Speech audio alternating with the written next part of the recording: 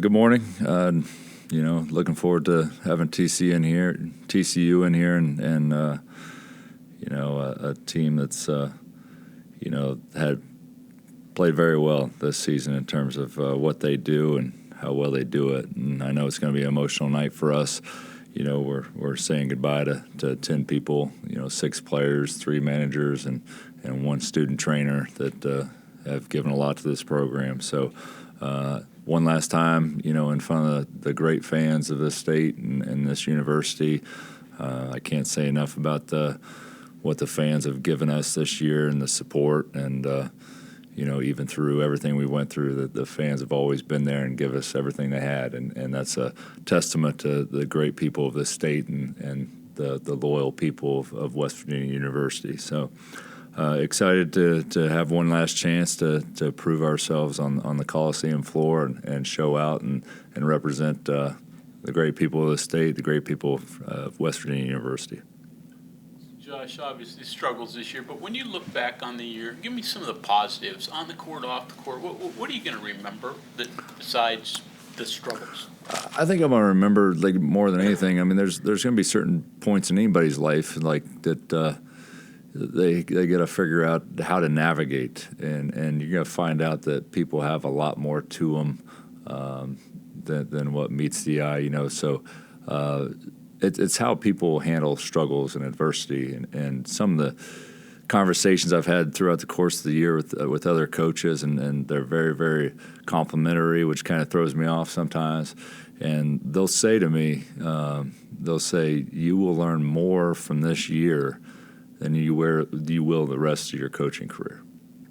There's more life lessons. There's more lessons in terms of how you handle things in this 1 year, probably, and from the outside looking in, everything you've had to deal with, than you will the rest of your career. So and not all is lost by any means. We're all trying to figure out how we're becoming the best versions of ourselves. And that's no different than me and an assistant coach or a player at the bottom of the roster fighting for minutes, or a manager that gives every single moment of his extra time to help his program be successful. Those people that don't get recognized in those thankless jobs. So from top to bottom, there's lessons to be learned. There's opportunities that we can look back and reflect and figure out, man, we navigated that. What can we take from it? Will it make us stronger, or will it, hold us down? And I choose for it to make us stronger in the end and grow from this experience. But you're saying 6 players are walking, so I'm assuming it's going to be all seniors, not just fifth year. Yeah, it's a crazy day in college, athletics in terms of who has more eligibility, who doesn't, who's graduating. So I think we had the same situation last year. There's several that are exhausting their eligibility between Raekwon, Jesse, Quinn, and Cook. Kerr will be graduating, and we'll have more eligibility. Pat Sumnick will be graduating. We'll have more eligibility, but they will be choosing to walk tomorrow. And I think Quinn had said at the beginning of the year that he could still seek a medical red shirt. Yeah, that's still a possibility. That's That's certainly something he's been having conversations with compliance and trying to do some of the figure out some of the back end work in terms of what it would take to get waiver granted for that 1 year at Iona. When I don't remember exactly how many games he played, but he played 1 extra game past that a lot of time that we re-aggravated the injury. So I think he's has looked to explore that option. I don't know. It's going to take some time to figure out whether he's going to actually have that year back or not. That stuff usually happens after. Typically, yeah. To what you were saying before when Greg asked you about the guys talking to you and giving you advice, does it kind of drive home how unforgiving this sport is? Because those guys that are giving you advice are also trying to beat you. Yeah. You know what I mean?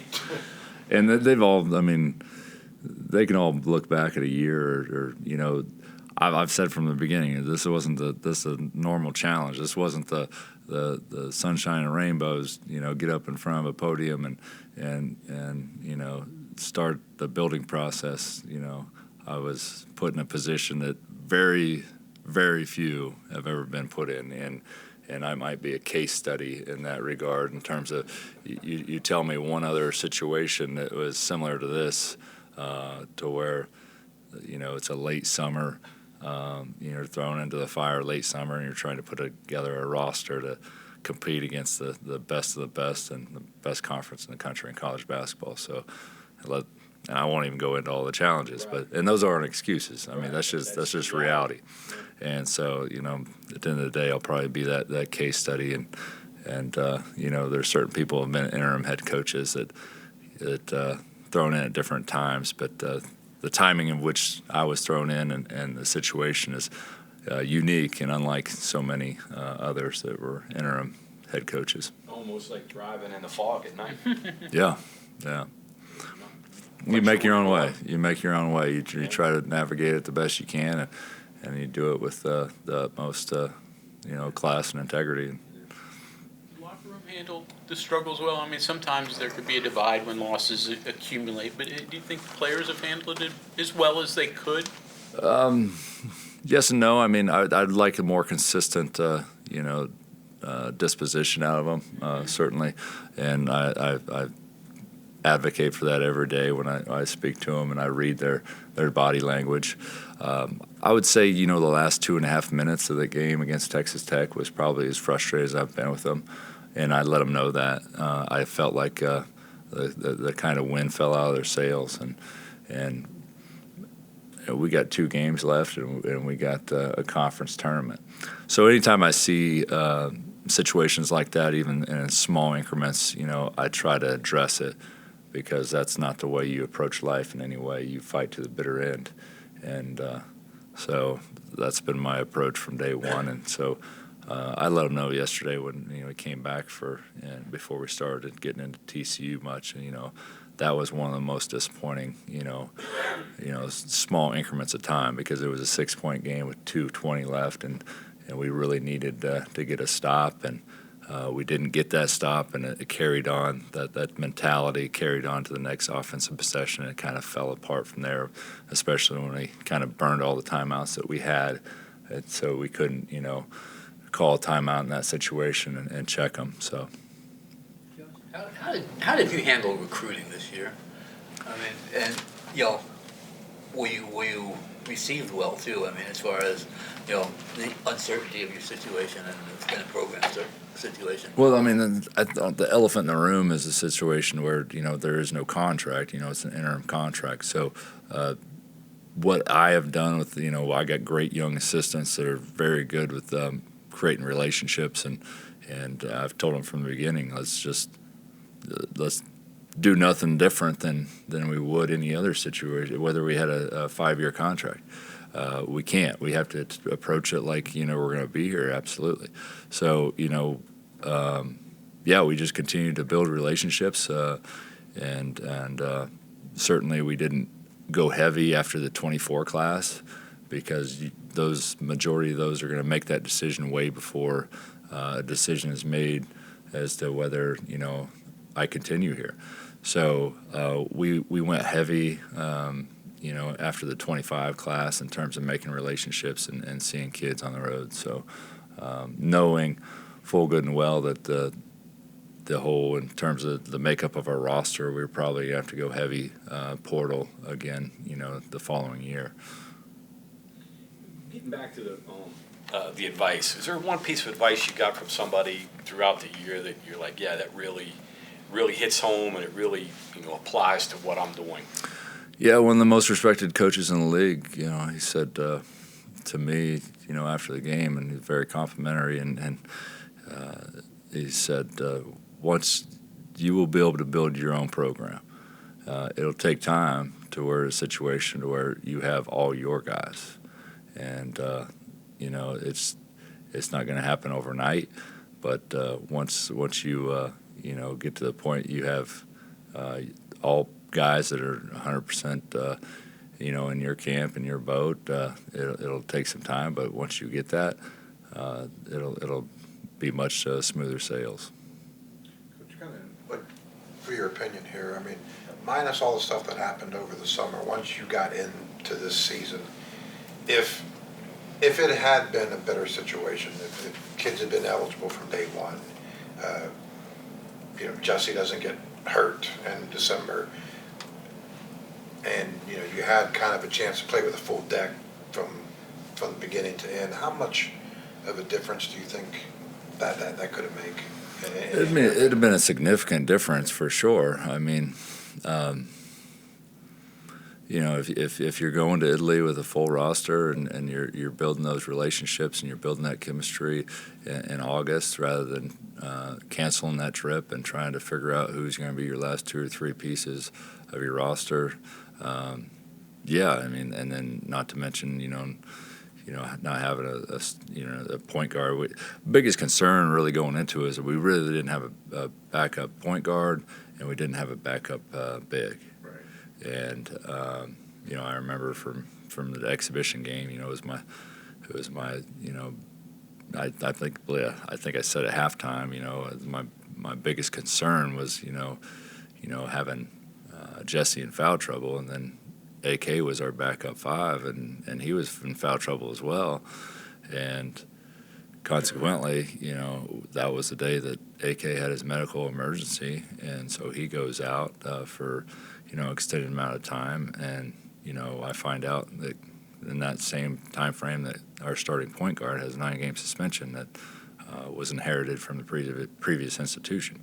So we really didn't have backups for those 2 positions, and if you want to build a championship program, you got to have those positions shored up, as tight as possible. So, we had our challenges. That's a broken record, but we each and every day we try to navigate those challenges and figure out how we become the best versions of ourselves that day. What's your message to your team for tomorrow's game against TCU? Leave it all on the floor. A lot of people have come before you and worn this jersey, and I don't think you have to represent yourself first, your family, but you got to understand you're representing West Virginia University. And I felt like in the last 2.5, 3 minutes of that Texas Tech game, we did a very poor job doing that. And I was disappointed, and I know they were frustrated, but that's one last time to put on that jersey here in front of your home crowd. And, regret in life is that's be very painful and last forever. So never, don't hold on to regret. Leave everything you got out on the floor. It's kind of a follow-up. I mean, you guys have obviously seen what every team in the Big 12 has to offer firsthand now. You've obviously seen past years and the good teams. The talent, it obviously takes more than talent, but talent-wise, is there enough talent on this roster? You know what I mean? I mean, did the talent match up the way you thought it would? There's a lot of skill. Right. There's a lot of skill.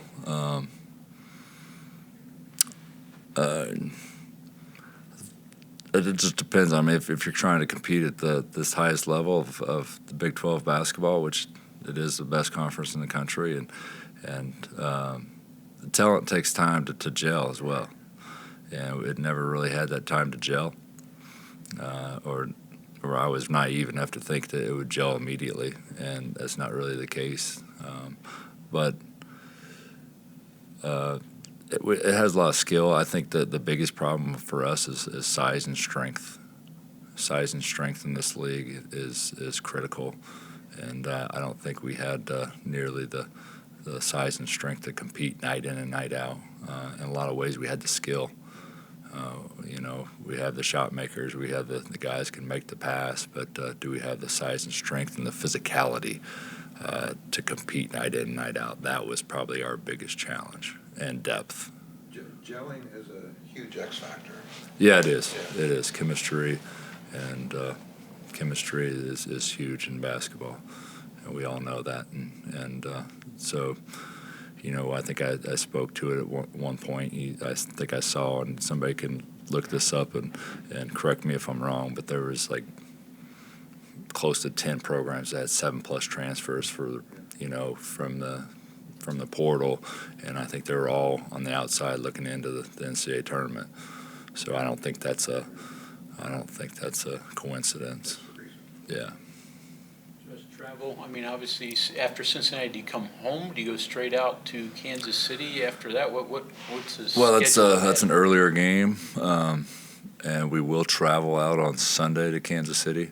But being, we have an opportunity to kind of a regional shorter flight, so we're taking a smaller plane, 30-seater out of Morgantown to go to Cincinnati. So we should get back at a very decent time, and then we'll load up with a full load of everybody we take to the conference championship on Sunday. So.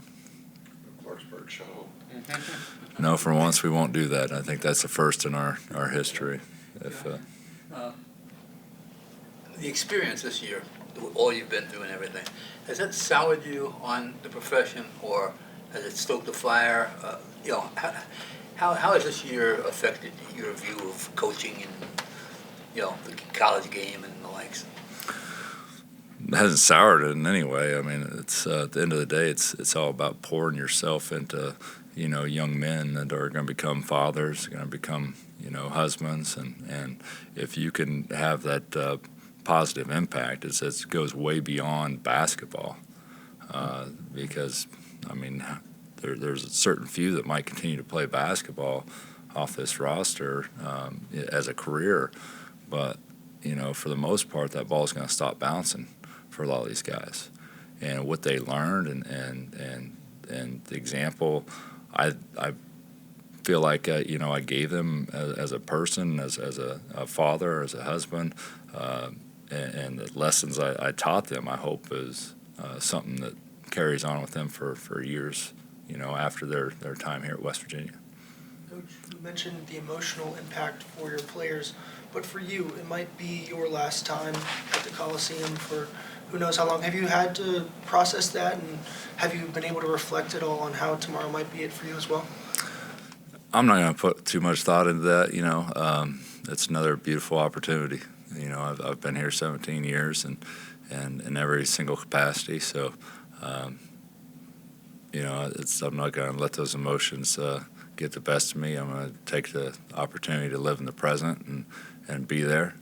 And I think that's something that we have a hard time in our society, is living in the present.